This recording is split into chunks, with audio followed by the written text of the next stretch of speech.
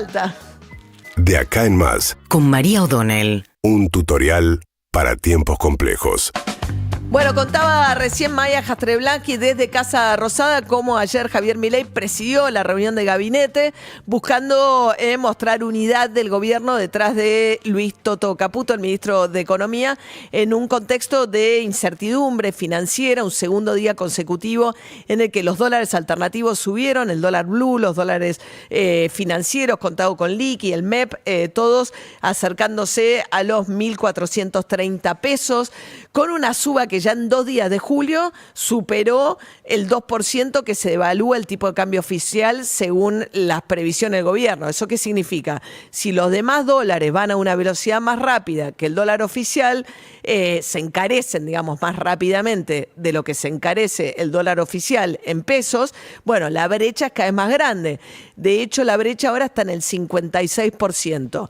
¿Cómo arreglás este despelote? Bueno, ahí es donde vinieron todas estas propuestas del Fondo Monetario diciendo, bueno, hay que ir a un único tipo de cambio, Domingo Cavallo diciendo, es tiempo de devaluar un 10% el tipo de cambio, en fin. Todas esas discusiones lo que están poniendo en cuestión es lo que viene diciendo Caputo, no vamos a cambiar el plan, lo vamos a mantener de esta manera, no tenemos apuro para salir del cepo, y ahí empieza a haber, no ya voces de economistas ortodoxos que se van alejando de la propuesta del gobierno y con los que Javier Milei enfurece, López Murphy, Melconian, etcétera, sino cosas mucho más cercanas. Mencionaba recién Maya Fausto Spotorno, integrante del equipo de asesores de Javier Milei, criticando incluso el hecho de que Caputo y el titular del Central hubiesen dado el viernes pasado a la tarde una conferencia de prensa.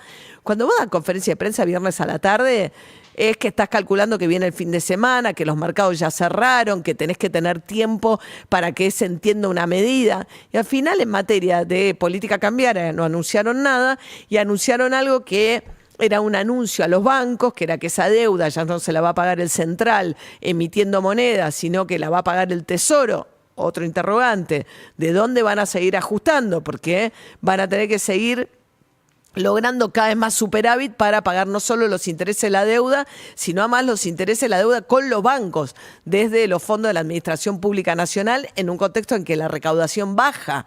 Charlábamos ayer de eso con Artana, el titular de Fiel. Pero bueno, en ese contexto un Milei que busca disipar la idea de que va a haber un cambio de rumbo.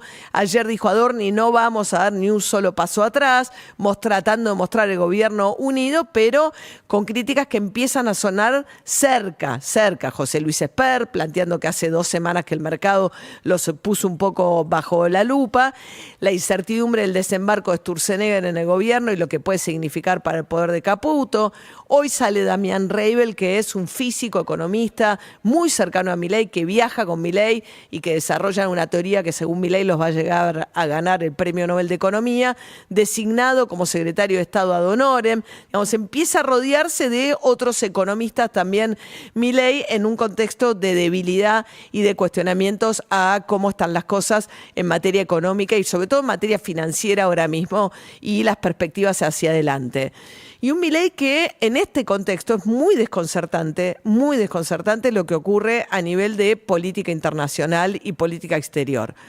Ratificando la diplomacia de premios personales que ubica por encima en cuestiones de agenda bilateral con los países que visita, estamos llegando a 6 meses de gobierno de Milei, no visitó ni un solo país de América del Sur. No visitó en visita oficial de trabajo ni un vecino, ni uno. Solo pasó por El Salvador para la reasunción de Bukele, un país con el que Argentina tiene, francamente, una relación bilateral de una importancia nula. Y después las peleas con España, ahora está redoblando la apuesta a sus peleas contra Lula, con una situación muy conflictiva, porque lo que decidió es que no va a ir a la cumbre del Mercosur, lo cual significa un desplante al Uruguay y a Paraguay. El Mercosur es un bloque de integración regional que formaron originalmente Argentina, Brasil, Uruguay y Paraguay. Es un bloque regional que funciona de tal manera que hay un arancel externo común, es decir, cualquier producto que venga de afuera de estos países paga el mismo arancel ingresando por cualquiera de los 4 países. ¿Por qué? Porque hay barreras arancelarias más bajas del comercio intra estos países. Entonces, para que todos tengan que entrar con un mismo arancel, porque hay un comercio más libre entre estos 4 países, es que existe el arancel externo común, con un montón de excepciones. Nunca se avanzó realmente con la integración comercial, pero básicamente esa era la lógica del bloque del Mercosur. Ahora, vos tenés un Mercosur en el cual Uruguay y Paraguay venían planteando, sobre todo Uruguay con la calle Pau venía diciendo, yo quiero más libertad para negociar individualmente mis propios acuerdos, si quiero negociar con los países asiáticos, etcétera. Y en lugar de, en todo caso, porque uno imagina las posturas de Milei mucho más cercanas a la de Uruguay y a la de Paraguay, en contraposición a un bloque contra Lula, ¿qué hace? Se enoja con Lula y no va a encontrarse ni con el presidente de Paraguay ni con el presidente de Uruguay.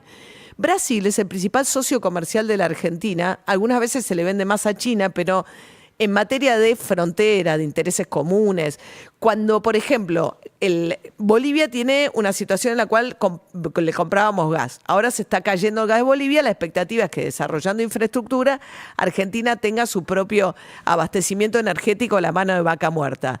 Pero, por ejemplo, cuando Bolivia no pudo mandar gas o Argentina no le había hecho los pagos en tiempo y forma, Brasil, que por la lluvia tenía mayor energía hidroeléctrica, le dijo, no, agarrá mi cupo, llévatelo. Digo, hay cuestiones que te lo resuelve un vecino, como cuando bajó el barco de Petrobras. Bueno, todas esas cuestiones, más todo el esquema de integración, por ejemplo, de industria automotriz entre Argentina y Brasil, hay mucho en juego ahí. ¿Qué decide hacer Milei? Un desplante, pues se enojó con Lula. Lula le dijo, me tiene que pedir disculpas. Yo no voy a pedir disculpas. Dijo, dije la verdad, fue corrupto y además es comunista, a lo cual decidió un desplante a todo el bloque regional. Se ausenta de la reunión del Mercosur y en cambio va a participar de una invitación que le hace Jair Bolsonaro para ir el sábado a Camboriú, en el sur de Brasil, a un encuentro ultraconservador del partido del Bolsonaro, que está impedido legalmente de ser candidato, acusado de un intento de golpe contra Lula. Más los bolsonaristas que están refugiados en la Argentina, que estaban investigados por la justicia brasileña. Con lo cual es realmente muy desconcertante. No fue a Chile, no fue a Brasil, le hace el desplante. ¿Qué tienen que ver el presidente de Uruguay y el presidente de Paraguay en la pelea entre Lula y Milei? Milei no asiste a ningún foro regional, no visita ningún país vecino e insiste con esta política de los viajes personalísimos basados en sus gustos personales de las convenciones en las que le gusta hablar, como el caso de la ultraderecha de Vox en España, que es un partido incluso marginal, o sea, marginal, que tiene el 5% de los votos, no es ni siquiera el PP, que es la derecha con expectativa de llegar al poder por lo menos inmediatamente en España. Bueno, no, él elige estas cuestiones por encima de los intereses o de lo que es la agenda de la política exterior histórica de la Argentina. Así que el último hecho tiene que ver con darle un desplante inesperado, porque la ligan sin tener nada que ver en la discusión con Brasil, los presidentes del Paraguay y del Uruguay, en esta decisión de Milei de ausentarse y de ir en cambio a Camboriú. Ayer le preguntaron a Adorni quién pagaba los gastos del vuelo, ahora que Milei está interesado en los vuelos, en los viajes. Entonces le dijo, bueno, que le debía la respuesta, que no lo tenía claro, que había una invitación, que el presidente tiene indicación de prohibido moverse en aviones comerciales. Es una indicación que hizo Patricia Bullrich después de que el presidente volara vuelos comerciales. Es incómodo, por supuesto, es poco eficaz para la agenda de un presidente, pero no hubo ningún hecho de ninguna información relevante que hablara de que se había puesto en juego la seguridad del presidente por esos vuelos. De todas maneras, la indicación de Patricia Bullrich sirvió de excusa para que Milei diga, bueno, de ahora en más estoy obligado a volar en vuelos de tipo privado. El Tango, el avión presidencial, parece que no, hoy publica Clarín una nota, incumplieron con las revisiones. Esa es la razón por la cual no puede volar a Francia, porque no tiene disponible el avión y va a ir a la inauguración de los Juegos Olímpicos. Lo había invitado Macron y en cambio va a ir a Camboriú. Dado que es un viaje más corto, aparentemente va a volar el sábado a encontrarse con Bolsonaro en un avión de la Fuerza Aérea.